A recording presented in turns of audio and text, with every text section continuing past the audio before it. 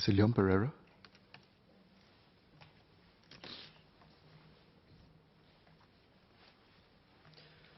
Mr. Speaker, sir, I declare my interest as the CEO of an international research consultancy that undertakes studies in the field of products and services for the elderly, among other industries. Sir, the CareShield Life and Long-Term Care Bill seeks to establish the CareShield Life scheme and the ElderShield scheme under government administration to provide long-term care financing support for severely disabled persons. The bill also amends the CPF Act to make provision for Medisave withdrawals for long-term care. Most of the key provisions of this bill were debated in this House last year as part of the debate on the white paper expressing the recommendations of the ElderShield Review Committee. Subsequent to that debate in the House last year, the government announced that the ElderShield scheme will be administered by the government from 2021 on a not-for-profit basis. The insurers will transfer to the government the liabilities and corresponding assets backing these liabilities for all policies under the ElderShield scheme. During Budget 2019, DPM Heng Swee Keat announced that a total of 5.1 billion will be earmarked for the Long-Term Care Support Fund. The bill also establishes this fund. So all of these changes are steps in the right direction. Workers' Party MPs debated most of these provisions in the House last year and supported the general move towards risk pooling for financing elder disability while raising a number of questions and suggestions. I shall make a number of points at this stage to reiterate the views we had expressed earlier. Firstly, we reiterate our call that premiums should be set at equal levels for men and women, as the advantage of sending the signal about gender equality in major public policy formation outweighs the disadvantages explained by the government. Secondly, will the government publish the actuarial model behind the setting of premiums such that Singaporeans can assess these assumptions and can be aware of how these assumptions track against future realities as the years go by? This kind of transparency would ensure greater public buy-in by providing some assurance that premiums have not been set at too high a level that would tend to over-reserve funds that may either need to be dispersed by way of future premium rebates or which may be retained for the benefit of future cohorts. Such transparency would also preempt the spread of misinformation and ill-informed speculation about the CareShield Life scheme, as MP Pritam Singh argued last year. Thirdly, will transparent policy guidelines be given to the CareShield Life Council to determine the extent to which excess funds, if any, are to be disbursed via premium rebates as opposed to reserving those funds for future cohorts so that the system can be seen to be intergenerationally fair? The ElderShield Review Committee report in the context of the existing ElderShield scheme states that the premium rebate is a feature that provides for the three insurers that administer ElderShield to return 50% of any accumulated surplus to existing ElderShield policyholders if the actual claims experience turns out to be better than what was projected. Premium rebates are considered once every 5 years. CareShield's acceptance would benefit from similarly transparent guidelines binding on the CareShield Life Council, rather than the Council simply having discretion to make such decisions and inform the public after the fact. Fourthly, would the government consider reducing the onerous 3 ADLs test to a 2 ADLs test, using the Long-Term Care Fund to administer premium subsidies to defray and defer any premium hikes that may be necessitated by this change? Next, sir, moving on from points made in the 2018 debate in this House, I would like to raise several new points and questions. Firstly, holders of ElderShield supplements will continue to be served by their existing ElderShield supplement insurers. Does the government envisage that a competitive CareShield Life supplement scheme market will emerge, providing competitive premium supplements in exchange for higher or less onerously determined payouts? And if so, are any steps being taken to facilitate this? Secondly, Clause 15 states that in the event of premium rebates being given, refunds for grants will be recovered. Just to clarify the mechanism for this, does this mean that if the state had provided a grant to reduce the premium and in future a premium rebate is given to that CareShield Life policyholder, the grant plus interest will be deducted from the premium rebate and returned to the long-term care fund?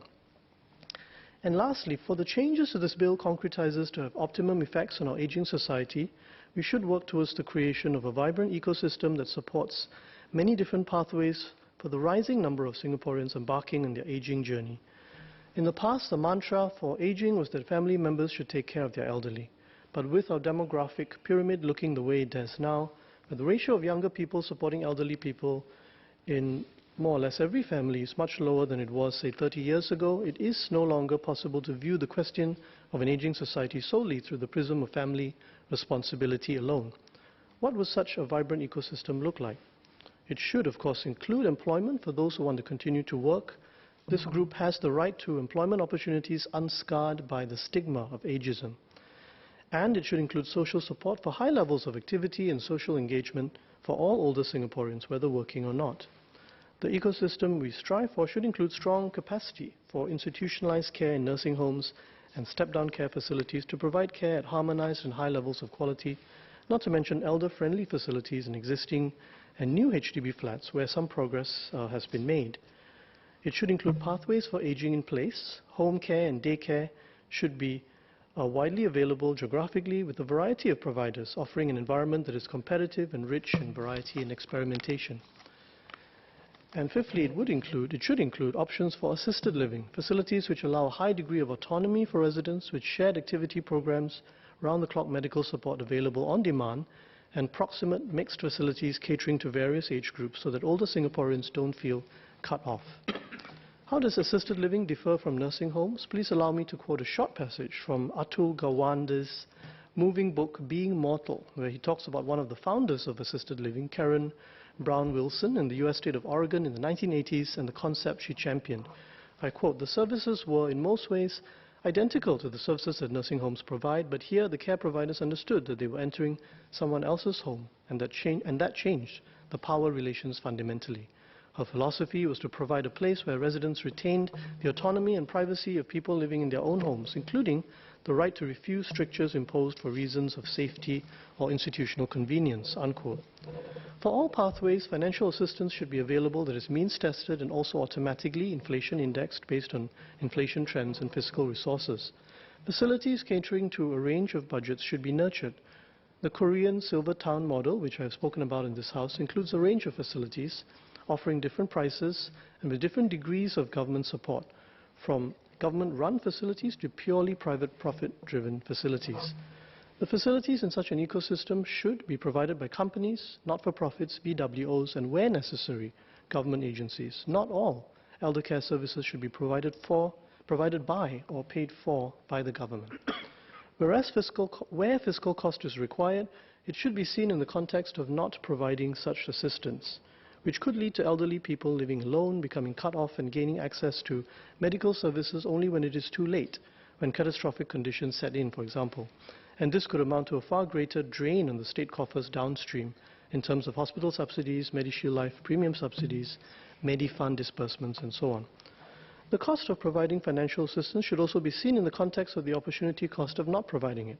If older Singaporeans lack help to age with purpose and dignity, we could lose out on the vital role of elderly Singaporeans as contributors to the workforce and economy, as employees, entrepreneurs, and customers.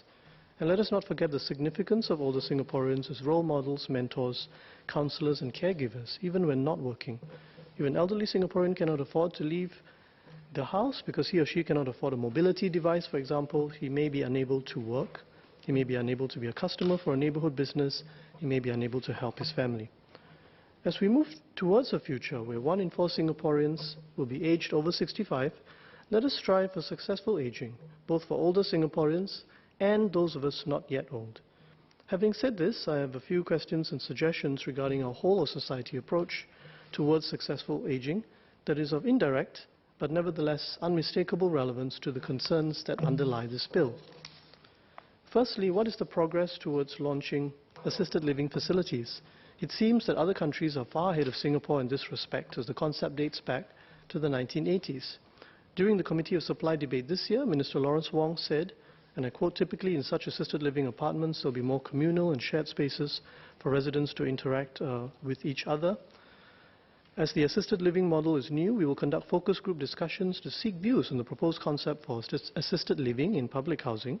We will take in feedback and views from the discussions and ensure that seniors will welcome such an option and that the model will be sustainable for the service providers. We will work towards the launch of our assisted living pilot site for public housing at Bukit Batok next year," unquote. So the assisted living model is new to Singapore but far from new abroad. In advanced countries like Finland and Japan, ALFs are growing faster than nursing homes.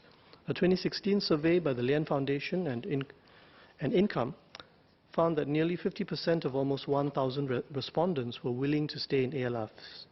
I would urge the government to accelerate the launch of new sites, assisted living at its best, and to be sure not all existing ALFs in the world represent that best by any means, but at its best, assisted living promises to marry autonomy with good quality medical care and social connectedness. It could be a key pillar for successful aging. And in building this pillar, we have the opportunity to work with local enterprises and startups to develop know-how on operating ALFs in a Southeast Asian cultural context. Know-how that could be exported to the region in future, where aging is a major challenge in countries like Thailand and Malaysia, to the benefit of our economy. And secondly and lastly, elder care is a field that is seeing a good deal of innovation through the application of technology and new business models to increase choice, reduce cost, and raise productivity. In fact, productivity is a key challenge for this traditionally labor-intensive sector. Social robotics, wearable technology, and other innovations are being used in the elder care sector globally, including in some countries in the region like Japan, Korea, and China. What efforts are being made by the government and by non-governmental players to study these innovations and aim to bring them to Singapore by way of engagement with companies and not-for-profits, both at home and abroad? Thank you.